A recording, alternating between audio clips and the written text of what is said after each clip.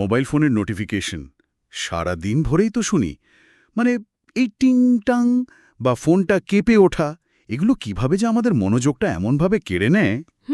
এটা কিন্তু আজকাল একটা বিরাট সমস্যা হয়ে দাঁড়িয়েছে। হ্যাঁ, আর এই নিয়েই আমরা কিছু তথ্যসূত্র ঘেটেছি, মানে দেখতে চেয়েছি ব্যাপারটা ঠিক কি আর এর থেকে বেরোনোর কোনো রাস্তা আছে কিনা। আজকের আলোচনা মূলত এই ডিজিটাল মনোযোগের ফাঁদ নিয়ে। ঠিক। চেষ্টা করব তথ্যগুলো থেকে একটা নির্যাস বের করার, যাতে মনোযোগটা ধরে রাখা যায় আর কি। আচ্ছা, ভাবুন তো একবার, ওই যে পরিচিত বিপ শব্দটা বা ধরুন ভাইব্রেশনটা, পকেট থেকে বা টেবিল থেকে আওয়াজটা এলেই কেমন যেন মনে হয়, তাই না? হ্যাঁ, মনে হয় যেন খুব জরুরি কিছু একটা এলো বোধহয়। ঠিক। যদিও বেশিরভাগ সময়ই হয়তো তেমন কিছুই না, কিন্তু ততক্ষণে মনোযোগটা তো চলেই গেল। একদম, একবার ওইদিকে মন চলে গেলে। হ্যাঁ, একটা ব্যক্তিগত অভিজ্ঞতার কথা বলি, আমাদের সূত্রেই এটা লেখা ছিল। ধরুন কেউ একজন লেখার জন্য বসেছেন, বেশ গুছিয়ে। আচ্ছা। কয়েক মিনিটও হয়নি, হয়তো হোয়াটসঅ্যাপে একটা মেসেজ এলো বন্ধুর কাছ থেকে। দেখলেন, একটু হাসলেন, তারপর? তার রেশ কাটতে না কাটতেই কখন যে ইনস্টাগ্রাম খুলে স্ক্রল করা শুরু হয়ে গেছে, মানে টেরই পাওয়া যায় না। ওহ, এটা তো খুব সত্যি, প্রায়ই হয় এমন। হ্যাঁ, তারপর হয়তো মিনিট 10 পর খেয়াল হলো, আর ঠিক তখনই কাজের একটা মেসেজ এলো। ব্যাস, যে লেখার জন্য বসেছিলেন সেটা আর হলো কই। খুবই পরিচিত একটা ছবি। আর জানেন তো, একটা গবেষণার কথা সূত্রে বলছিল, ক্যালিফোর্নিয়া বিশ্ববিদ্যালয়ের সম্ভবত। হ্যাঁ, কি বলছে?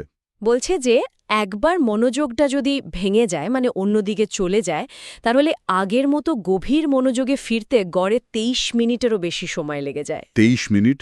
সর্বনাশ! একবার মনোযোগ সরলে এতক্ষণ? হ্যাঁ, ভাবুন তাহলে দিনে এরকম কতবার হয় আমাদের সাথে।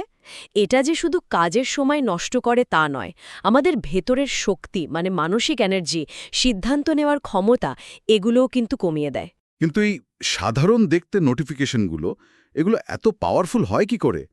মানে কেন আমরা এতটা টানি এদের দিকে? এর পেছনে বেশ কিছু কারণ আছে। সূত্রগুলো বলছে এগুলো আসলে আমাদের মস্তিষ্কের ওই যে জরুরি অবস্থা চেনার যে সিস্টেমটা আছে সেটাকে কাজে লাগায়। ও আচ্ছা, কিভাবে? ওই যে বিশেষ শব্দ বা ভাইব্রেশন বা ধরুন নোটিফিকেশনের কোণে একটা লাল সংখ্যা, এগুলো এমনভাবেই ডিজাইন করা হয় যাতে আমাদের মনে হয়, আরে এটা এখনই দেখতে হবে, মিস করা যাবে না। হ্যাঁ হ্যাঁ, ওই লাল টটটা দেখলে তো মনে হয় কিছু একটা বাকি রয়ে গেছে। ঠিক। আর কিছু সূত্রে তো এটাকে অনেকটা স্লট মেশিনের সঙ্গে তুলনা করা হয়েছে। মানে কখন কোনটা আসবে, কি বার্তা নিয়ে আসবে তার কোনো ঠিক নেই। এই যে অনিশ্চয়তা, এটাই আমাদের বারবার টেনে নিয়ে যায় ফোনের দিকে। বাহ, এটা তো দারুণ একটা পর্যবেক্ষণ। মানে পুরোটাই ডিজাইনড। একদম। এর পেছনে কিন্তু বেশ জিদ্দি মনোবিজ্ঞান কাজ করে। অ্যাপ যারা বানান তারা তো জানেন কোন শব্দ, কোন রং বা কোন সময় নোটিফিকেশন দিলে আমরা সবচেয়ে বেশি সাড়া দেব। এটা শুধু আমাদের সময়টা কি যে টুকরো টুকরো করে দেয় তা না, এক ধরনের মানসিক ক্লান্তিও নিয়ে আসে দিন শেষে। তবে ভালো খবরও আছে। হ্যাঁ, কি সেটা? এর থেকে বেরোনোর পথও কিন্তু আছে। সূত্রগুলো বেশ কিছু কাজের কৌশলের কথা বলেছে। এগুলো একটু চেষ্টা করলেই, মানে প্রযুক্তির নিয়ন্ত্রণে না থেকে প্রযুক্তিকে আমরা নিজেদের কাজে লাগাতে পারি। হ্যাঁ, এটা খুব দরকারি। কি সেই কৌশলগুলো একটু বলুন তো। যেমন ধরুন, প্রথমেই যে কাজটা করা যায় সেটা হলো অপ্রয়োজনীয় অ্যাপগুলোর নোটিফিকেশন একেবারে বন্ধ করে দেওয়া। মানে সোশ্যাল মিডিয়া, গেমের আপডেট, দোকানের ছাড়, এইসব? একদম। এগুলো কি সত্যি প্রতি মুহূর্তে জানাটা জরুরি? মনে হয় না। না, একেবারেই না। এটা তো করাই যায়। আর আরেকটা দারুণ উপায় হলো নোটিফিকেশন চেক করার জন্য দিনের মধ্যে একটা বা দুটো নির্দিষ্ট সময় ঠিক করে নেওয়া। যেমন ধরুন, ঠিক করলেন শুধু সকাল 11টা আর বিকেল 4টেতে দেখবেন। ও, মানে বাকি সময় ফোন সাইলেন্ট বা কিছু একটা?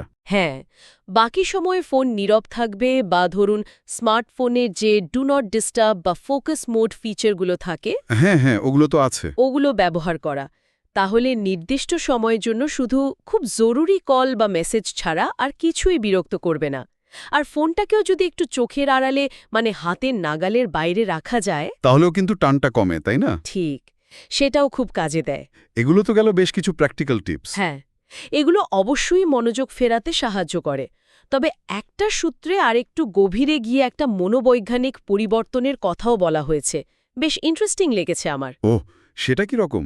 কৌশলটা হলো নোটিফিকেশন এলে আমাদের মধ্যে যে একটা ক্ষণিকের ভালো লাগা বা কৌতূহল তৈরি হয়, হ্যাঁ, হয়তো। সেই অনুভূতির টানে সাড়া না দিয়ে নিজেকে এটা বোঝানো যে যে কাজটা আমি এখন করছি সেটা শেষ করতে পারলে যে একটা গভীর আনন্দ, একটা সন্তুষ্টি আসবে, সেটাই আসল পুরস্কার। মানে তাৎক্ষণিক আনন্দের লোভ সামলে কাজ শেষের পরের প্রাপ্তিটাকে বড় করে দেখা। তোলে দীর্ঘমেয়াদী অর্জনের আনন্দকে গুরুত্ব দেওয়া, এটা যদি নিয়মিত অভ্যাস করা যায় তাহলে ওই নোটিফিকেশনের টানটা নাকি ধীরে ধীরে অনেকটাই কমে আসে।